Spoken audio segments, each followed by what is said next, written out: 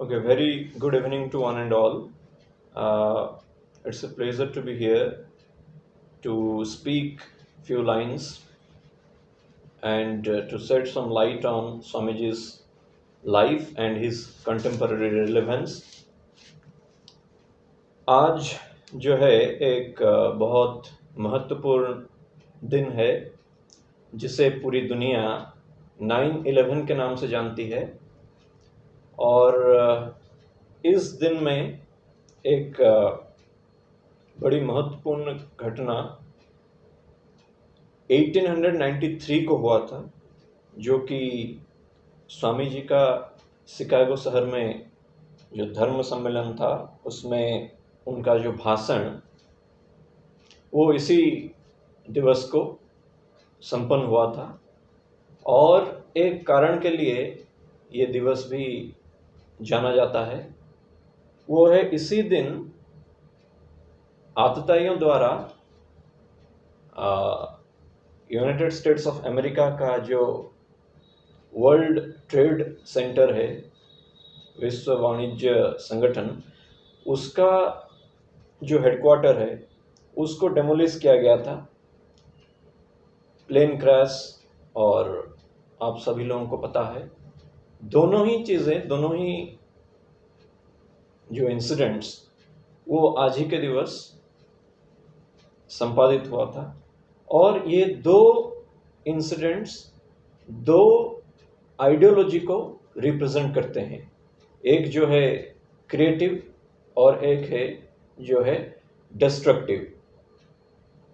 एक जो सृजन करता है, सबको जोड़ करके चलता है, सबको साथ लेता है, और एक है जो ध्वंस करता है, जो आसुरिक है और जिससे समाज, संस्कृति, सभ्यता का विनाश साधन होता है। हमें गर्व होना चाहिए कि हम एक ऐसी परंपरा के वाहक हैं जो सृष्टि के आरंभ से अभी तक, जब हम G20 के समय इस वार्तालाप में व्यस्त हैं, ये जो सृजनात्मक प्रक्रिया और ऊर्जा है वो हमेशा हमारे साथ और हमारे माध्यम से संपादित हो रही है। और स्वामी विवेकानंद इसके विश्व स्तर पर सबसे बड़े और सर्वप्रथम उद्योक्ता थे। जब हम किसी महामानव के बारे में बात करते हैं तो उसमें सबसे बड़ी जो बात है वो ये है कि उनका जो गौरव है या उनकी जो उपलब्धि है वो पहले से उनमें सन्निहित था या फिर समय चक्र में उनको वो शक्तियाँ या विभूतियाँ या उपलब्धियाँ हासिल हुई। तो इसके लिए हमें सर्वप्रथम कुछ समय के लिए उन महापुरुष के जो बाल्यकाल है उसका थोड़ा अवलोकन करना होगा। हमें पता है या फिर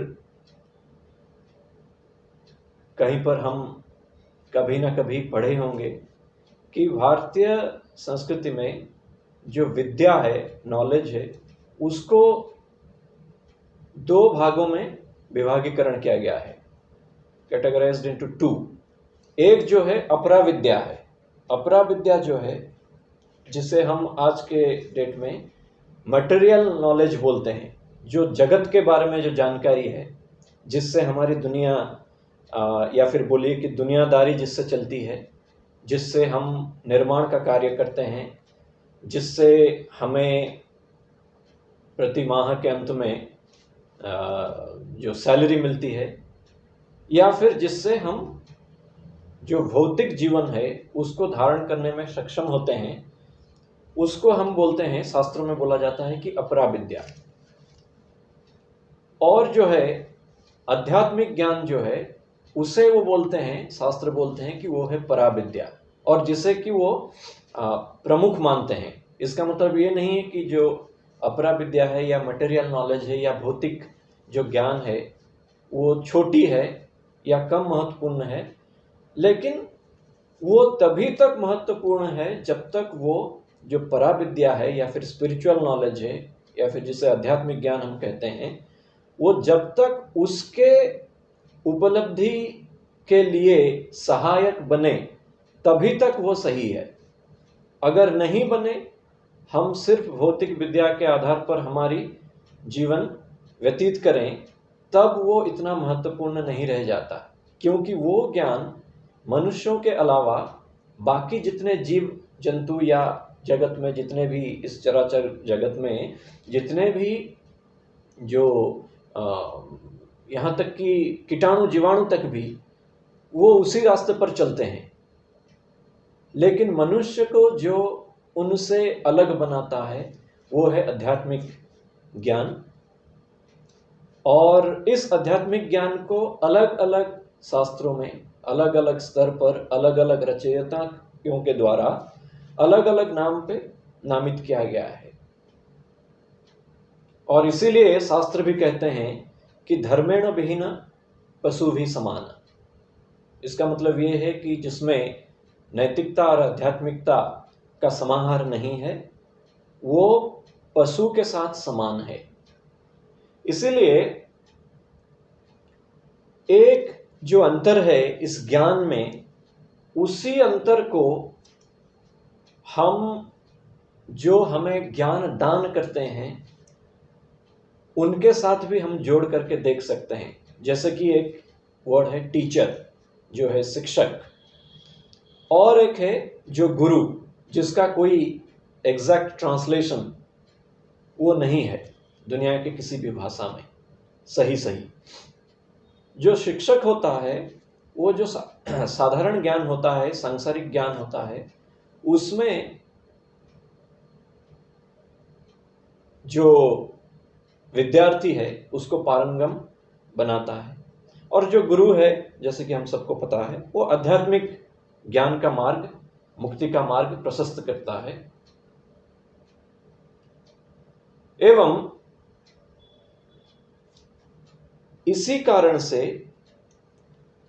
कोई कितना भी बड़ा विश्वविद्यालय में शिक्षा ग्रहण करे, जब तक उसके पास एक सद्गुरु का दिव्य प्रकाश ना पहुंचे, उसकी जितने भी जिसे हम कहते हैं उपाधियां, डिग्रीज, वो उतने महत्वपूर्ण नहीं होते हैं। यद्यपि वो अपने जीवन में भौतिकता के चरम को अपने सांसारिक ज्ञान के आधार पर लाभ करे, फिर भी मनुष्य जो है मृत्यु के गोद में चले जाने के कारण उसकी उपलब्धियां महत्वपूर्ण नहीं रह जाती। जबकि हम देखते हैं जो विचारों के जगत में अपना दबदबा स्थापित करते हैं, वो चले जाने के बाद भी हमारे लिए प्रेरणा के स्रोत बनते हैं। और स्वामी विवेकानंद निसंदेह विश्व पटल पर जितने भी अभी तक महामानव जन्मे हैं उनमें से पहले की पंक्ति में स्थान पाने वाले मनीषियों में से एक हैं, जिनको कि तब के भारत के जो राजधानी थी कलकत्ता महानगरी, और वहाँ पर भी जो सबसे अच्छी शैक्षणिक संस्थाएं थी उनमें से एक सबसे अच्छी जो आज एक विश्वविद्यालय है, प्रेसिडेंसी यूनिवर्सिटी, वहाँ उनको पढ़ने का मौका मिला। और वो जब पढ़ते थे, आज तो हम खैर जो इंग्लिश है हम भारतीय शिक्षकों से पढ़ने का हमें सौभाग्य मिलता है, लेकिन तब स्वामी जी को अंग्रेजी शिक्षकों से भी पढ़ने का, जो जन्मजात अंग्रेज हैं उनसे पढ़ने का भी सौभाग्य मिला था।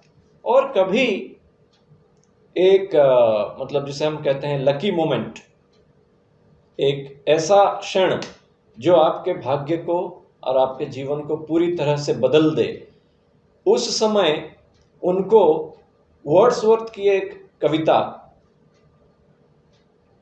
पढ़ाते वक्त एक जो वर्ड आता है जो रूपांतरण के संदर्भ में व्यवहृत होती है, जिसे हम कहते हैं ट्रांस, जैसे ट्रांसफॉर्म, ट्रांसलेशन, ट्रांसेंडेंटल, जहाँ पर भी आता है, तो इस शब्द का जो अर्थ ढूंढने के लिए या बच्चों को समझाने के लिए वो जो अंग्रेजी के प्रोफेसर थे उन्होंने एक उदाहरण दिया कि ये जो शब्द मैं आपको बता रहा हूँ इसका मैं अक्षरिक जो है अर्थ बता रहा हूँ, लेकिन इसको जो जिस व्यक्ति ने आत्मसात किया है, जो इस शब्द का एक तरह से आप बोलिए कि रिप्रेजेंटेटिव है, प्रतिनिधि है, वो एक ऐसा बंदा है जिसने अपने जीवन में कभी कोई भी जिसे बोलते हैं फॉर्मल एजुकेशन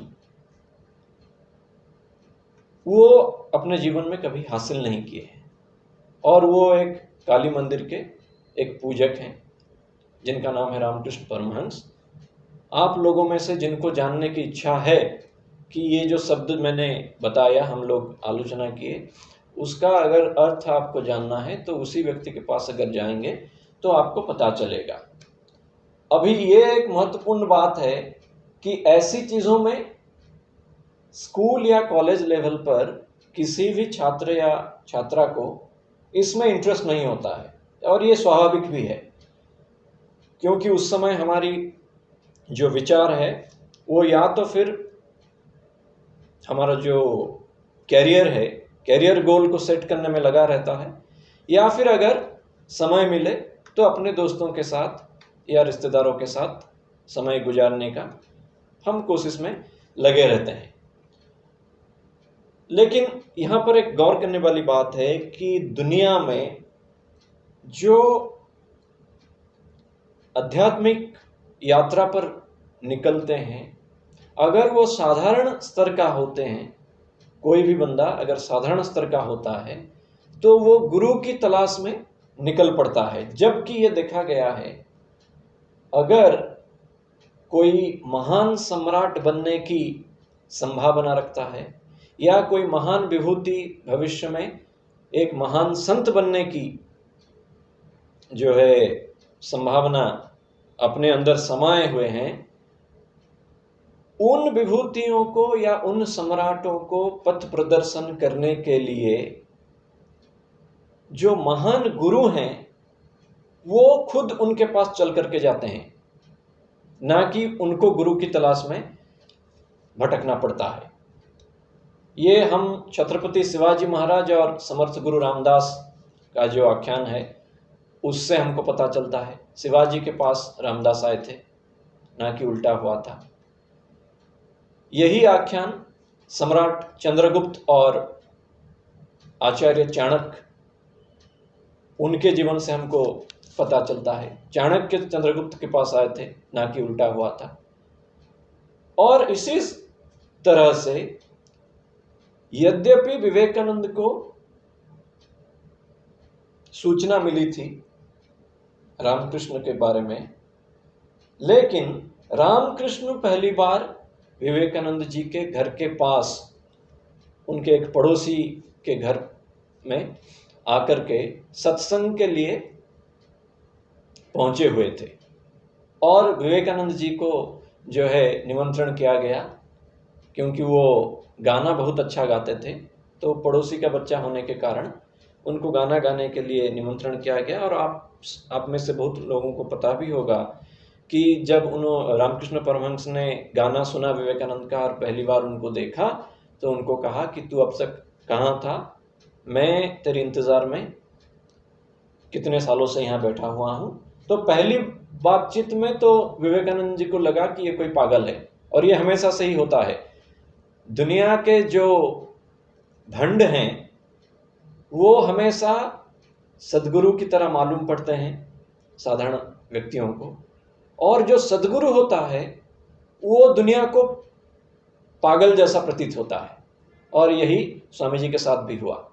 और खास तौर पर यह तब होता है जब इंग्लिश एजुकेशन का जो स्पिरिट है वो बहुत ज़्यादा सवार होता है, क्योंकि तब हम इनडायरेक्टली एंग्लिसाइज्ड हो जाते हैं और जो कुछ भी भारतीय है उससे उस पर से हमारा विश्वास उठ जाता है, या फिर हम उसे संदेह की चक्षु से देखते हैं। लेकिन एक बात अच्छा भी है, संदेह रहना भी चाहिए।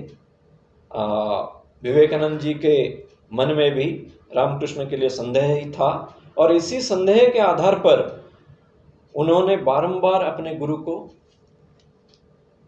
जो है परीक्षा की कसौटी पर सिद्ध किया था, और उसे बारंबार सिद्ध करने के बाद ही अपने गुरु के नाते वर्ण किया था, ना कि कोई अंधविश्वास के चक्कर में। और इसी का नतीजा है कि उनका जो संपर्क है और जो संबंध है वो युगों युगों तक जारी रहेगा, दुनिया को रास्ता दिखाने के लिए।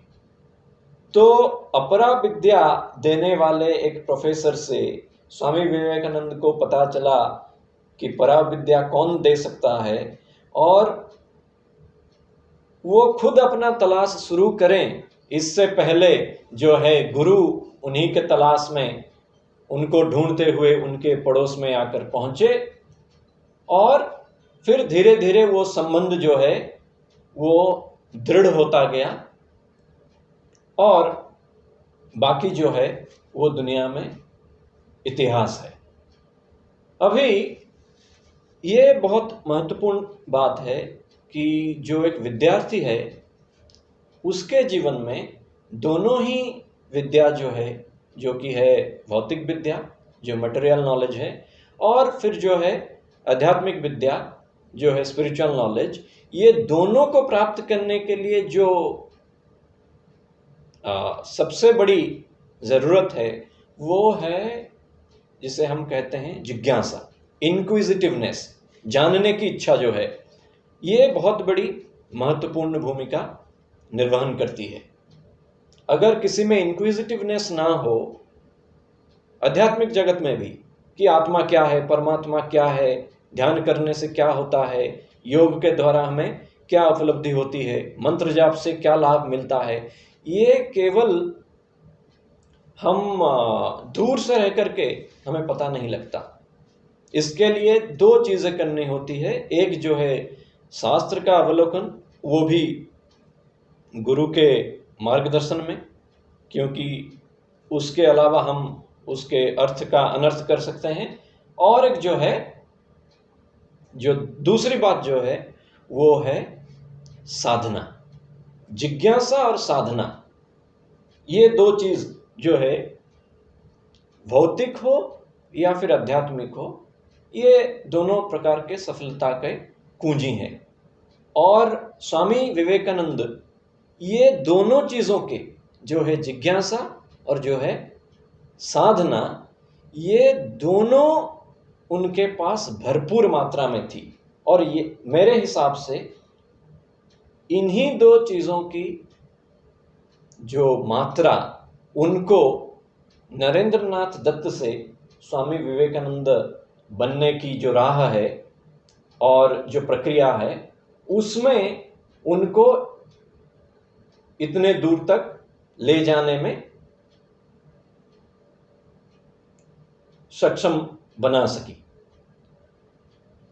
अभी जब दक्षिणेश्वर जो काली मंदिर हैं वहाँ पर स्वामी जी का जाना आना जारी रहा अपने विद्यार्थी दिनों में, वो एक तरह से कॉलेज में पढ़ते भी थे और ऊपर से रामकृष्ण के पास भी जाना आना जारी रहता था। और इसी क्रम में एक जो है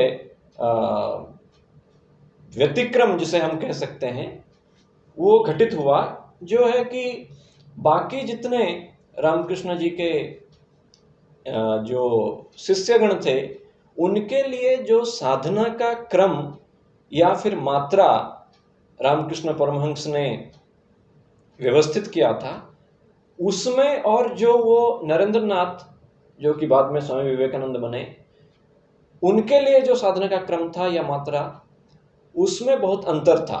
तो इसके लिए कभी कभी जो शिष्यगण हैं वो कभी कभी पूछ भी लेते थे कि आप उसको क्यों नहीं बोलते हैं साधना करने के लिए। तब रामकृष्ण परमहंस एक बात बोले थे जो कि सिर्फ एक त्रिकालदर्शी सदगुरु ही बोल सकता है, कि तुम लोग साधना करके जहाँ पहुँचोगे वो पिछले जन्म से ही वहीं पर है, और इस जन्म में वो अपनी साधना के लिए नहीं या फिर अपनी कोई भी उपलब्धि के लिए नहीं, वो दुनिया को तारने के लिए उसका जन्म हुआ है। वो उसका जन्म हुआ है इस देश के लिए कुछ काम करने का। और जब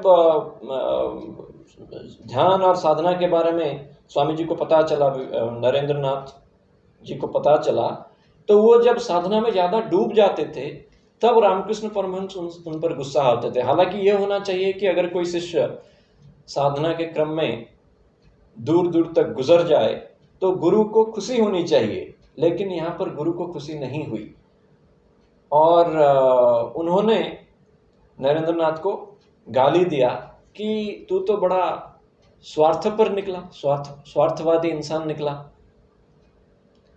और मैं सोचता था कि तू एक विराट वटवृक्ष की तरह बनेगा जिसकी छांव में बहुत से जन, बहुत से जीव अपने आप को उद्धार कर सकेंगे और उनकी आत्मा को थोड़ी शांति और गति मिलेगी।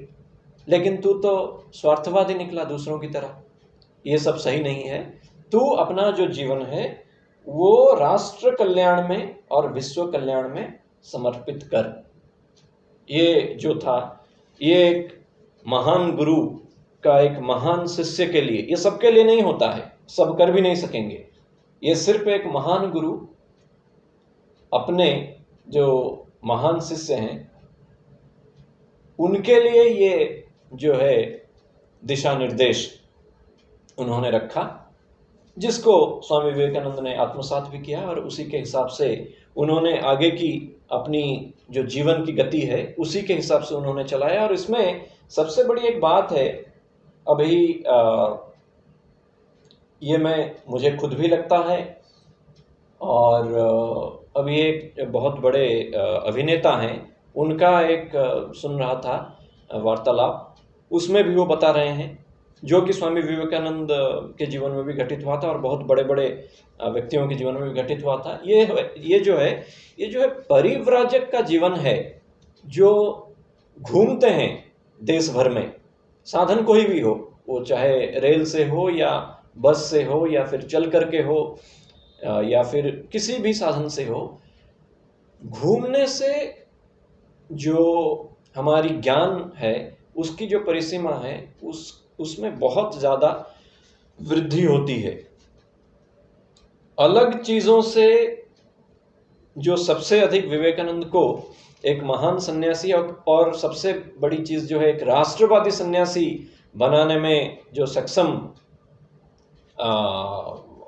करने में जिसकी सबसे महत्वपूर्ण भूमिका रही वो था उनका परिव्राजक जीवन। भारत क्या है, उसकी आध्यात्मिक मूल्य क्या है और उसका वर्तमान क्या है और उसका भविष्य कैसा होना चाहिए, ये जानने के लिए भारत की जो शास्त्र है और उसके जो पथ प्रदर्शक हैं, गुरु हैं, उनसे मिलना जो देश भर में फैले हुए हैं, और जो साधारण मानव है उसके जीवन में क्या घटित हो रहा है, वो कहाँ पर है, और एक राष्ट्र के रूप में भारत कहाँ पर है, क्या था, क्या होना चाहिए, इसको पता करने के लिए और एक अपनी जो विद्या और जो है अपनी जिसे कहते हैं जो भाव संवेदना है, जो एम्पैथी है, ये दोनों चाहिए, नॉलेज और एम्पैथी। इसको बढ़ाने के लिए जो परिव्राजक का जीवन है वो बहुत ही उपयोगी साब्यस्त होता है और स्वामी जी के जीवन में भी यही हुआ। अगर वो कलकत्ता छोड़कर देश भर में घूमे नहीं होते तो शायद वो नरेंद्र नाथ से स्वामी विवेकानंद नहीं हुए होते। और ये तो हम सबको पता भी है, वो घूमे तभी उनको जो नरेंद्र नाथ से विवेकानंद का नाम हासिल हुआ, क्योंकि विवेकानंद का नाम रामकृष्ण परमहंस जी से उनको हासिल नहीं हुआ था। वो बाद में अलग अलग नाम वो लेते रहते थे संन्यास धारण करने के बाद, और आखिरकार उनको वो विवेकानंद नाम उनको सबसे अच्छा लगा और उसी को वो कंटिन्यू किए अंत तक, जिस नाम से उनको पूरी दुनिया जानती है। इसीलिए हम भी देखते हैं किसी को भी बड़ा बनना है तो वो बिना दुनिया घूमे या बिना इस देश को घूमे वो बड़ा नहीं बन सकता। चाहे वो देश प्रेमी बनना चाहे, चाहे वो आध्यात्मिक मार्ग का साधक बनना चाहे। और उसके बाद जो है, जो आपको पता है वो सिर्फ आपके अंदर रखने से नहीं होता है। हमें जो चीजें मालूम हैं वो अगर हम अपने साथ लेकर ही मर जाएं तो फिर उस विद्या का, उस ज्ञान का कुछ लाभ नहीं होता। हमें दुनिया से कुछ चीजें सीखनी है, इसीलिए हमें परिव्राजक का जीवन धारण करना है, हमें मतलब जो आध्यात्मिक मार्ग का साधक है।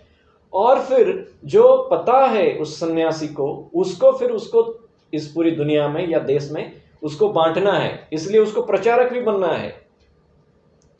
तो परिव्राजक और प्रचारक, और उसके बाद फिर वो बनता है पथ प्रदर्शक, जो अपनी जो अनुभूति की सीमा को बढ़ाता है परिव्राजक के जीवन से, और वो जो अपना ज्ञान का विस्तार करता है प्रचारक के नाते, इससे उसमें ऐसी क्षमताएं आ जाती हैं कि वो पथ प्रदर्शन कर सके। किसको? सिर्फ साधारण मानव को नहीं, महामानव को भी। और यही घटना स्वामी जी के जीवन में भी घटित हुआ था कि जब बड़े बड़े राजा महाराजा उनके शरण में आते थे या स्वामी विवेकानंद के पास जाते थे, और जो लोग तब विलास और व्यसन की जो है समुद्र में डूबे हुए थे, जिनमें राष्ट्रवाद का तिल भी शेष नहीं बचा था, उनमें उन्होंने राष्ट्रवाद का संचार किया, जिससे कि फिर एक पूरा जो हम कहते हैं भीड़ उमड़ पड़ी, जो बाद में विदेशी शक्तियों को इस देश से खदेड़ने के लिए सक्षम हो सकी। और ये चीजें जाननी बहुत जरूरी हैं, जो कि व्यक्तिगत जीवन में भी, हमारी जो व्यक्तिगत जीवन है उसमें भी उसका जो डेप्थ जिसे बोलते हैं उसको बढ़ाने में बहुत ज़्यादा कारगर साबित होंगे। और फिर वो धीरे धीरे गए, और हमें सब पता है कि कैसे जो साउथ में, दक्षिण में भारत के जो एक्सट्रीम साउथ जो है, जो श्रीलंका और भारत के बीच में जो है, जिसे हम अभी कहते हैं कि विवेकानंद मेमोरियल रॉक जो है, वो जो प्रस्तर खंड है, वहाँ पर जाकर के उन्होंने जो ध्यान साधना की, वहाँ से उनको शक्ति और दिशा प्राप्त हुई, जिससे कि फिर वो आगे जाकर अमेरिका में भारतीय संस्कृति और अध्यात्म का डंका बजाने की प्रेरणा लेकर के जलपथ से यात्रा किए। और फिर आज ही के दिन जो पार्लियामेंट ऑफ रिलीजियंस था, जहाँ पर ये हमारे जो स्वामी विवेकानंद है, उनको उतना महत्व पहले नहीं दिया गया था। ये बताने की ज़रूरत नहीं है कि जब उन्होंने अपना भाषण शुरू किया, वो शुरुआत में क्या बोले, जो बाकी लोग जो है लेडीज एंड जेंटलमैन ऐसे कहते थे और ये सिस्टर्स और ब्रदर्स कहे, इसी से ही पता चल जाता है भारत का जो आत्मा जो है वो कैसे पूरी दुनिया को एक परिवार की तरह मानती है, जिसका रिफ्लेक्शन हम अभी आज कल परसों में पिछले 2-3 दिनों से हम देख रहे हैं कि पूरी दुनिया उसी चीज को फिर से मान रही है। ये जो G20 के माध्यम से भी हम उसका ही अवलोकन कर रहे हैं। उसकी शुरुआत सबसे पहले स्वामी विवेकानंद ने किया था। उसका जो बिगुल बजाना जिसे कहते हैं, वो 130 साल पहले स्वामी जी ने शुरू किया था। और हमें ये याद रखने की जरूरत है कि अभी भारत बहुत प्रगति कर चुका है, तब हम ये कर रहे हैं तो इसमें इतना आश्चर्य नहीं लग रहा है, ये एक नॉर्मल सी बात है, एक साधारण सी बात है। लेकिन जब हम विदेशियों के द्वारा शासित हो रहे थे, जब हमारा आत्मज्ञान और जो स्वाभिमान वो पूरी तरह से कुचल दिया गया था, तब एक युवा सन्यासी जो कि अपने यूनिवर्सिटीज के डिग्रीज हासिल करने के कुछ ही महीनों में या सालों में अकेले अमेरिका जैसे शक्तिशाली देश की गोद में बैठ करके भारत का डंका बजा रहा है, ये हम जितना ही सोचें उतना ही हमें आश्चर्यचकित और गौरवान्वित दोनों ही करता है। तो फिर वहाँ जब वो प्रचार कर रहे थे, ये शिकागो एड्रेस जो है, जो कि इंटरनेट पर अवेलेबल है, सबको पढ़ना भी चाहिए, और उसका रिलेवेंस जो है आज के दिन में पहले से कई ज़्यादा है, जबकि पूरी दुनिया आतंकी गतिविधियों के कारण और धर्मांतरण के कारण बहुत बड़ी विपदा से जूझ रही है। तब उनका जो वो भाषण था 130 साल पहला, जो आज ही के दिन उन्होंने अमेरिका के मंच से पूरी दुनिया के लिए दिया था, उसका जो रिलेवेंस है, जिसे हम कहते हैं कंटेम्पररी रिलेवेंस, वो कई गुना बढ़ चुका है। इसलिए उसको सबको पढ़ना चाहिए, और उससे हमें स्वामी जी का जो महत्व है उसको जानने में आसानी होगी।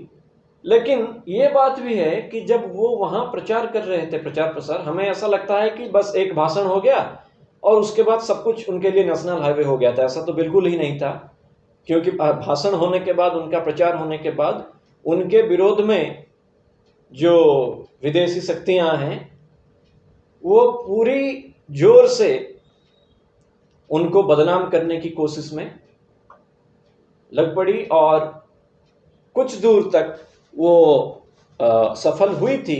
लेकिन ऐसा बताया जाता है कि जब आपकी जो निष्ठा है और साधना है वो पूरी तरह से प्रामाणिक हो, तो आप खरा सोना बन चुके होते हैं साधना की आग में तपकर, और तब वो फिर सोने से लोहे कोई आपको बना नहीं सकता। और स्वामी जी वहाँ पर भारत और अध्यात्म का डंका बजाए, बहुत से शिष्य उन्होंने बनाए, और फिर वहाँ पर उनके लिए जैसी व्यवस्था बनाई गई थी, अगर कोई साधारण व्यक्ति होता तो वो फिर जो अपना, जिसे कहते हैं जो लोभ है, उसका वो प्रशमन ना कर सकता, और वो फिर भारत लौट कर ना आता। ये सबसे बड़ी बात है। वो कितने महान बने या फिर कितना अच्छा भाषण किया, इससे भी ज़्यादा जानने की ज़रूरत यह है कि वो भारत लौट कर आए। ये आज के तारीख पर ज़्यादा सोचने की बात है कि लोग बाहर जा रहे हैं, ठीक है, ज्ञान हासिल करने के लिए आप जाइए, लेकिन वो फिर लौट करके वापस नहीं आ रहे हैं। ये एक बड़ी गंभीर समस्या है। विवेकानंद चाहते तो वहाँ रुक जाते, और उस समय पर बहुतों ने वहाँ ऐसा किया भी था, लेकिन विवेकानंद भारत को लौटे, क्योंकि उनका जो लक्ष्य था वो सिर्फ अमेरिका नहीं था या फिर विश्व नहीं था। उनको पहले बताना था कि भारत कैसे और कितना महान है, लेकिन लौट करके भारत को आना था, भारत को महान बनाने के लिए, क्योंकि उनके जीवन काल में भारत महान बनकर नहीं था। कुछ व्यक्तियों के अलावा, कुछ क्षेत्रों के अलावा भारत का जो हाल था वो बहुत ही बुरा था। वो आज के जैसा भारत नहीं था।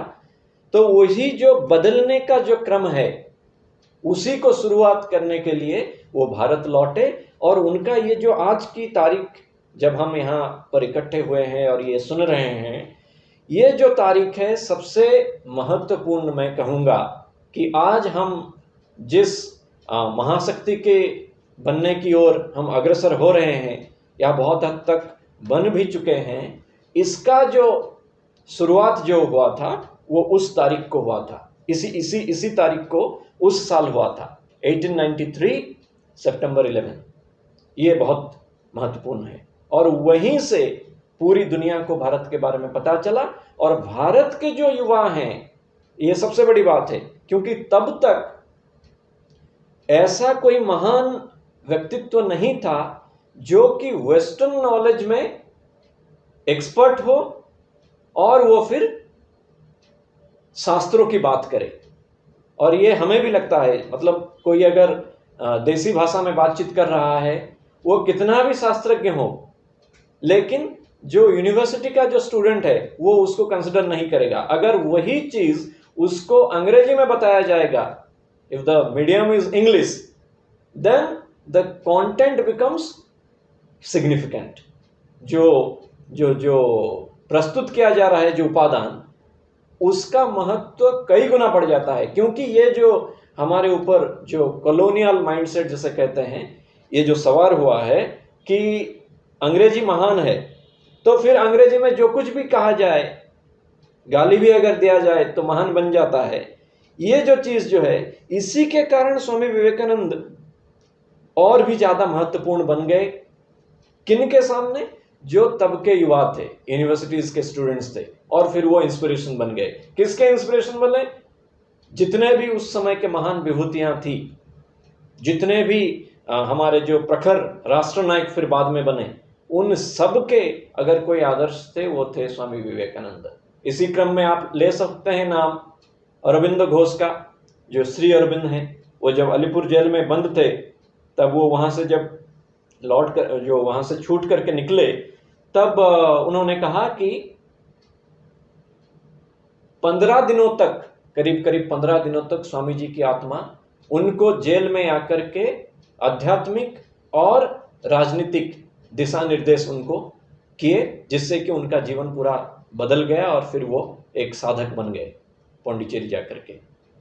सुभाष चंद्र बोस अपनी जो छोटी सी और असमाप्त जो है आत्मजीवनी है, उसमें वो लिखते हैं कि कैसे उनके जीवन पर स्वामी विवेकानंद का और रामकृष्ण परमहंस का प्रभाव हुआ, और जिससे उनको प्रेरणा मिला देश राष्ट्र की सेवा करने का, और जो है अपने जीवन को संवारने का, और फिर बाद में वो कैसे महानायक बने, इसकी प्रेरणा भी वहीं से आती है।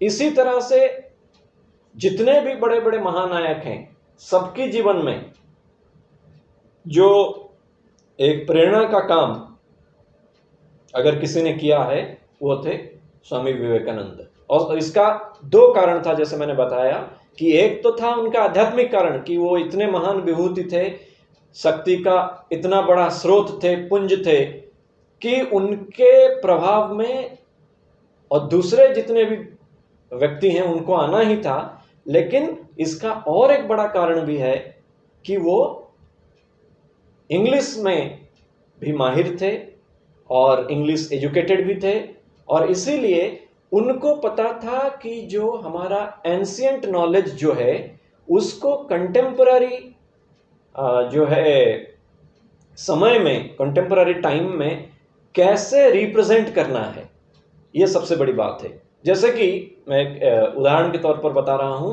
कि एक उपनिषद में एक वाक्य है कि उत्तिष्ठत जागृत प्राप्य वरान निबोधत। इसी को स्वामी जी ने इंग्लिश में प्रेजेंट किया। अभी अगर संस्कृत में कोई कहता तो जो साधारण मानव जो है, जो यूनिवर्सिटी का स्टूडेंट है, वो उसमें इंटरेस्टेड नहीं होता। लेकिन स्वामी विवेकानंद इंस्पिरेशन बन गए, क्योंकि उन्होंने उसको इंग्लिश में कहा कि arise awake and stop not, arise awake and stop not till the goal is reached.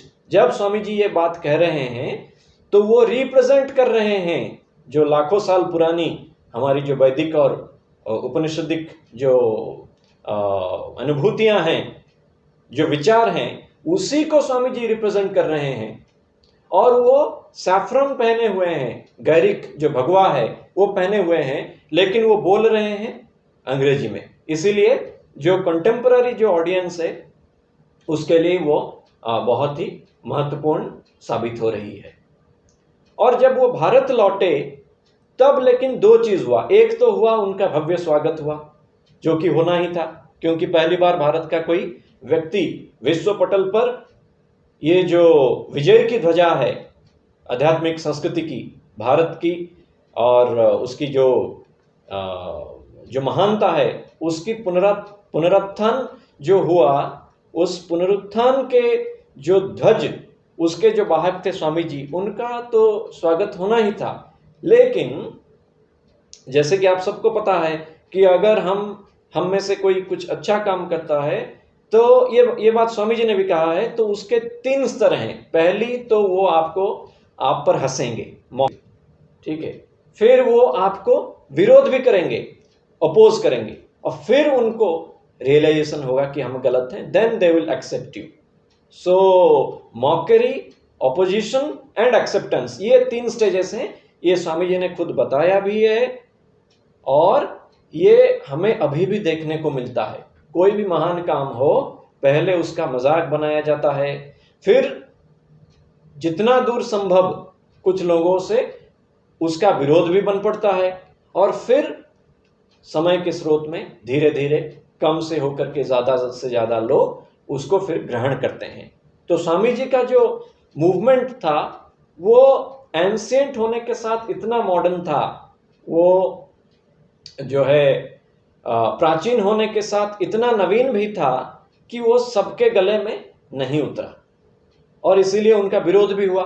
जैसे कि सबसे पहला विरोध उनका ये हुआ कि एक बंदा जो समंदर पार कर करके विदेश गया है, उसका जो जाति और धर्म है वो जा चुका है। क्योंकि तब एक जो काला समय था भारत के इतिहास का, तब हमारे जो अधोपतन का एक कारण में से, अनेकों कारण में से एक कारण ये भी है कि हमको लगा कि हम अगर समंदर पार करेंगे तो फिर हमारी जाति और धर्म, उससे हम भ्रष्ट हो जाएंगे।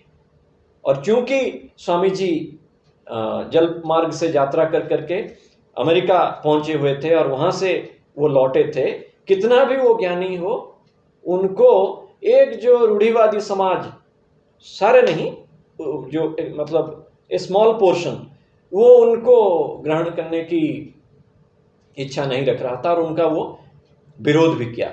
और ऐसा भी सुनने को मिला है, पढ़ने को मिला है कि वो जब दक्षिणेश्वर मंदिर को गए, वो वहां से लौटने के बाद उसका विरोध भी हुआ था बाहर, और इसके लिए वहां पर वो मंदिर का महास्नान भी किया गया था। अब हम सोच सकते हैं कि क्यों हम बर्बाद हुए थे, कि जो आपके धर्म को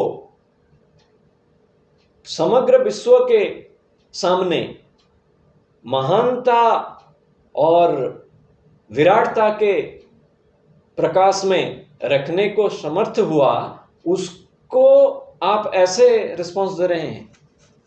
ये भी हुआ, और ये भी साथ साथ हुआ, इससे वो डिमोरलाइज नहीं हुए, क्योंकि वो जब लौटे भारत को तो लोगों ने घोड़ा निकाल करके रथ में उनको बिठा करके, वो जो रथ का जो रस्सी है उसको अपने कंधों से खींचते हुए उन्होंने आगे ले गए।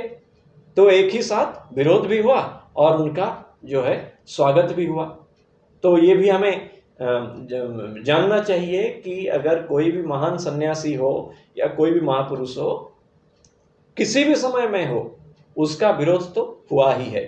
और यहाँ पर भी हम देख रहे हैं कि रामकृष्ण परमहंस, ऐसा कहा जाता है, श्री अरविंदो ने तो यहाँ तक भी कहा है कि जो हम कह रहे हैं ना कलयुग सतयुग ऐसा सब है, मैं कह रहा हूं कि कलयुग जो है, जिस दिन रामकृष्ण परमहंस का इस धरती पर आगमन हुआ, उसी दिन से सतयुग का शुरुआत हो चुका है।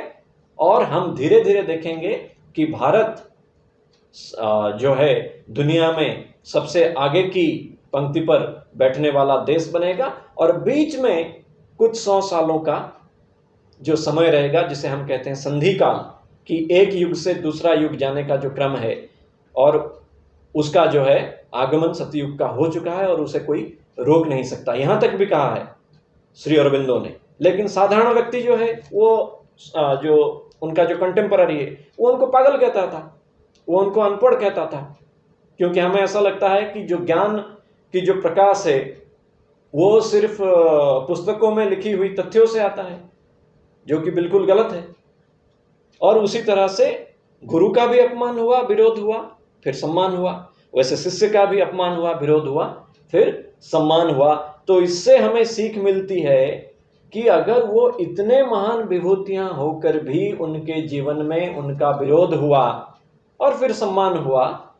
हम तो साधारण मानव हैं, तो हमारे जीवन में भी विरोध हो सकते हैं और सम्मान भी मिल सकता है, लेकिन हमें चलते रहना चाहिए। जो शास्त्र कहते हैं चरैवति, कि आप चलना मत छोड़िए, आप चलना जारी रखिए, चाहे पॉजिटिव हो या नेगेटिव हो आपका जो सिचुएशन, आप चलना जारी रखिए। तो एक व्यक्ति के नाते या फिर एक देश के नाते, राष्ट्र के नाते हम बहुत आगे निकल जाएंगे। और हमने जारी रखा, इसीलिए हम आज विश्व पटल पर एक सूर्य की तरह हम चमक रहे हैं। इसका लोहा पूरा दुनिया मान रही है। और फिर हम देखते हैं कि स्वामी जी का सबसे बड़ा योगदान जो था, उनका योगदान यह था कि उनसे पहले भारत में जो है ना ऑर्गेनाइजेशन, जिसे हम कहते हैं संगठन, वो नहीं था। हम संगठित नहीं थे, हम एक समाज के रूप में भी बिखरे हुए थे।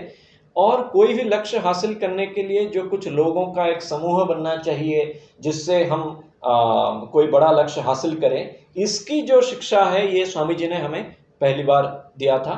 और इसी को आधार कर करके हमारे पास एक दो उदाहरण भी हैं।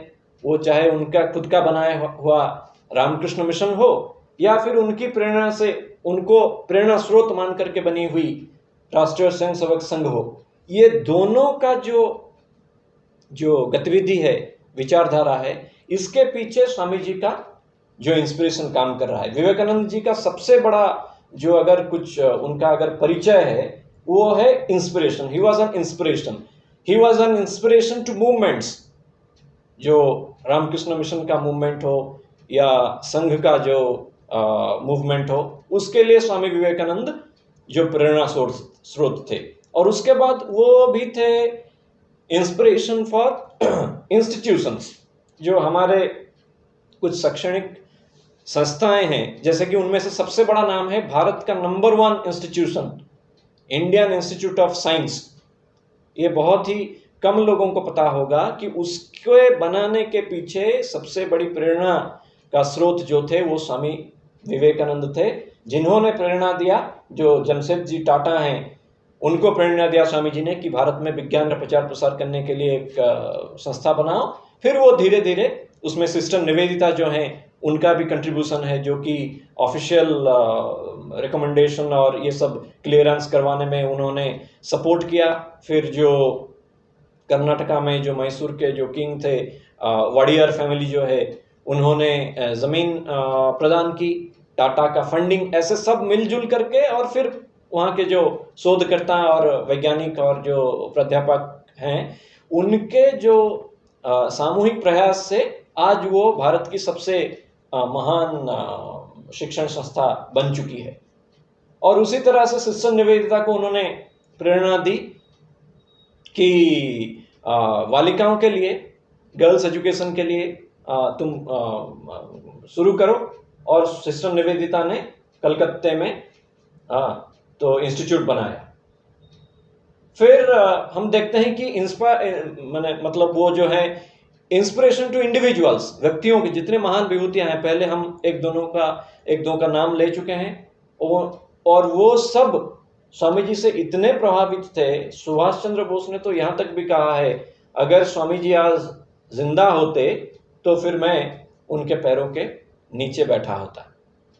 तो इस तरह से हम देखते हैं कि हमारे जीवन में अगर उन महान विभूतियों के लिए वो प्रेरणा का स्रोत बन सके, तो हमारे लिए भी निश्चित वो आज भी प्रेरणा के स्रोत बने हैं। और चक्रवर्ती राजगोपालचारी जो हैं, उन्होंने स्वामी जी के बारे में एक महान बात कही थी, और वो ये है कि स्वामी जी ने हिंदू धर्म और भारतवर्ष को बचा लिया। ये बहुत बड़ी बात है। चक्रवर्ती राजगोपालचारी, जिनको पता है, एक भारत के महानतम विभूतियों में से एक थे। और उनके लेखन से ये बात निकलना कोई छोटी बात नहीं है कि किसी एक व्यक्ति को इतना श्रेय देना कि उन्होंने देश को और धर्म को बचा लिया। अगर स्वामी जी ना होते, जो है हिंदू धर्म, सनातन धर्म without Vivekananda and with Vivekananda, उसी तरह से Bharatvarsh without Vivekananda and with Vivekananda, ये पूरा पूरा अलग है। एक व्यक्ति एक तरह से आप कह सकते हैं कि लाइट हाउस की तरह भी काम कर रहा है और टर्निंग पॉइंट की तरह भी काम कर रहा है, और उन्हीं की प्रेरणा, उन्हीं की विचार और उनका ही आदर्श को आगे लेकर के हम एक महान भारत की रचना कर सकें, जो अब तक हम जिस प्रयास में लगे हुए हैं और जिसका फल भी कुछ दूर तक हमें देखने को मिल भी रहा है। आगे हम आशा करें कि उनको आदर्श मान करके उनकी जो वाणी है उसको चरितार्थ करने के लिए हम अपना पूरा पुरुषार्थ जो उसमें लगाते हुए आगे बढ़ते चलें और एक महान भारत की जो है रचना हो सके। उन्हीं की वाणी को बोलते हुए मैं अपनी वाणी को विराम दूंगा कि इंडिया विल कंकर the world but not with the power of sword but with the power of spirit. Bharat शीघ्र ही विश्व को जीत जाएगा, लेकिन तलवार की धार पर नहीं, आत्मा की शक्ति के माध्यम से। इसी को आत्मसात करते हुए अपनी खुद की आध्यात्मिक साधना को जारी रखते हुए हम एक व्यक्ति के रूप में, एक परिवार के रूप में, एक समाज के रूप में, एक राष्ट्र के रूप में एक महान भारत का निर्माण करें, जिससे कि पूरी दुनिया में हमारा नाम भी उज्जवल हो और भारत के काम से पूरे विश्व का कल्याण भी हो। इसी के साथ मैं अपनी वाणी को विराम देता हूँ। सर्वे भवन्तु सुखिनः।